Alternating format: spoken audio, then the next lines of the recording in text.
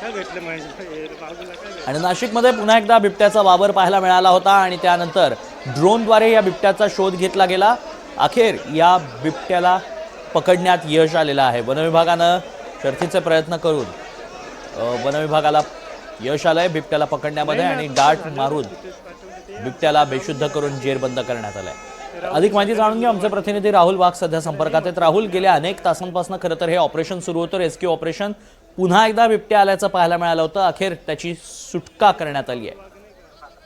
तन्मय, आपण जर बघितलं तर सातपूरच्या ध्रुवनगर परिसरामध्ये गेल्या 3 तासापासून बिबट्याचा वावर आढळून आला होता। त्यानंतर बिबट्या मानवी वस्तीमध्ये शिरल्याने परिसरामध्ये घबराटाचं वातावरण निर्माण झालं होतं। रेस्क्यू विभागाच्या 4 टीम या गेल्या 3 तासापासून या ठिकाणी रेस्क्यू करत होता आणि अखेर बिबट्याला जेरबंद करण्यात आलेलं आहे। गनच्या सहाय्याने टॅग मारून त्याला बेशुद्ध करण्यात आला आणि आता त्याला वन विभागाच्या गाडीमध्ये टाकून वन विभागाच्या कार्यालयामध्ये नेण्यात येत आहे। खरं तर या परिसरामध्ये बघणाऱ्यांनी मोठ्या प्रमाणात गर्दी केली होती, त्यामुळे वन विभागाला देखील मोठ्या प्रमाणात अडचणी निर्माण झालेली होती बिबट्याला रेस्क्यू करण्यासाठी। तन्मय, नक्कीच, मात्र या सगळ्यात किती तास लागले, किती वेळ लागला आणि कशा पद्धतीने रेस्क्यू करण्यात आला? जवळपास 3 तासाचा कालावधी हा बिबट्याला रेस्क्यू करण्यात आणण्यासाठी लागला। खरं तर आपण जर बघितलं तर बघणाऱ्यांनी मोठ्या प्रमाणात गर्दी केल्यामुळे रेस्क्यूला देखील मोठ्या प्रमाणात अडथळा निर्माण होता। नागरिकांकडून मोठ्या प्रमाणात आरडाओरड करण्यात येत होती, त्यामुळे रेस्क्यू करायला ही मोठी अडचण निर्माण झाली होती। अखेर 4 टीमच्या साह्याने वन विभागाच्या कर्मचाऱ्यांनी त्याला अखेर रेस्क्यू केलेलं आहे। नक्कीच, धन्यवाद राहुल आपण दिलेल्या सगळ्या सविस्तर माहितीसाठी। नाशिकमध्ये बिबट्याचं रेस्क्यू ऑपरेशन करण्यात आलं।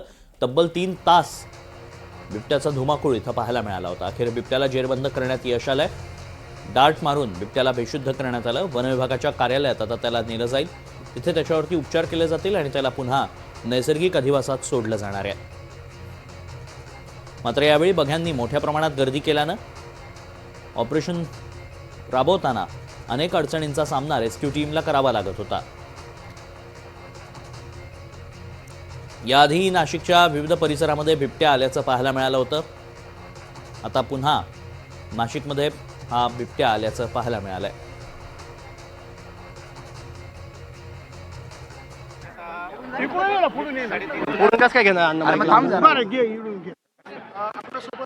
स्थानिक नगरसेवक आहे, काय या सगळ्या काळामध्ये भीती निर्माण झाली होती? अतिशय भीती निर्माण झाली होती। याच्या अगोदर अनेक वेळा बिबटे निघाले, परंतु खैरनार साहेब आणि ही सर्व पोलीस डिपार्टमेंट आणि अधिकाऱ्यांनी खूप चांगलं नेहमी सहकार्य करतात। आज पण त्यांनी पूर्ण वेळ देऊन आज या ठिकाणी पोलीस प्रशासन असेल, वन विभाग असेल, फॉरेस्टचे सगळे अधिकारी असतील, या सगळ्यांनी आज खूप चांगलं सकाळपासून अमोल पाटील यांनी खूप चांगलं नियोजन करून या ठिकाणी बिबट्याला धरल्यामुळे आज आम्हाला इथं शांतता मिळाली। इथं जंगल आहे फॉरेस्टचं आणि फार मोठं आहे ते, तिथं खूप जंगलामुळे या भागामध्ये ते येतात, लपतात, त्यामुळे या भागामध्ये बिबटे येतात। काय बंदोबस्त करायला पाहिजे सरकारने असं आपल्याला वाटतं? नाही, ते नेहमी जेव्हाही फोन केला तेव्हा ते आपल्याला मदत करतात आणि ज्या ज्या ठिकाणी तो जे पिंजरे असतात ते पण लावतात आणि आता ते जनावर आहे ते निघतच राहतं, त्यामुळे आपण आता कायमस्वरूपी त्यांच्यासाठी जेव्हाही बोलवलं तेव्हा येतात। सर, एक महत्त्वाचा मुद्दा, वारंवार हे बिबटे निघतात, काय कारण बिबटे सातत्यानं निघण्याचं?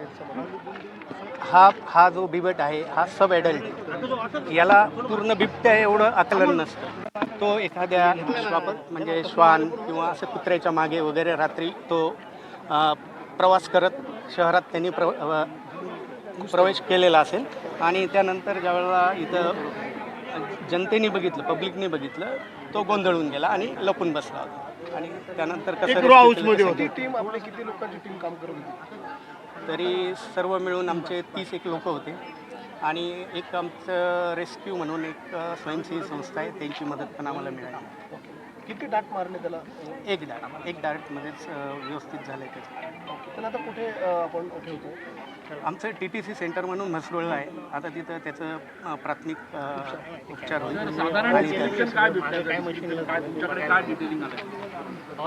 डिटेलिंग म्हणजे एज वगैरे त्यांचं काय झालं? एज साधारणतः त्याच्या आकारावरून लक्षात येतं. 1 वर्ष 1.25 वर्षाचा तो लेपर्ड आहे आणि बाकी आता वैद्यकीय तपासणीत सर्वच आपल्याला लक्षात येईल. काही जखमी अवस्थेत आहे का? असं त्या प्राथमिकदृष्ट्या काही दिसून आलं नाही, परंतु आता वैद्यकीय तपासणीत आपल्याला क्लिअर लक्षात येईल.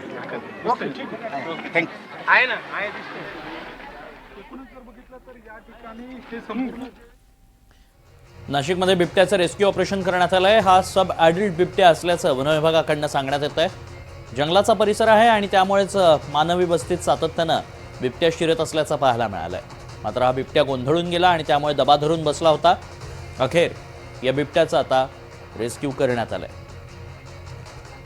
गेल्या 3 ते 4 तासापासून या बिबट्यानं परिसरामध्ये धुमाकूळ घातला होता. अक्षरशः बघ्यांची देखील मोठ्या प्रमाणात गर्दी जमली होती. त्यामुळे रेस्क्यू ऑपरेशन राबवताना अनेक अडचणी येत होत्या. मात्र अखेर वनविभागानं बिबट्याला डार्ट मारून बेशुद्ध केलं आणि त्याचा रेस्क्यू करण्यात आलं आहे.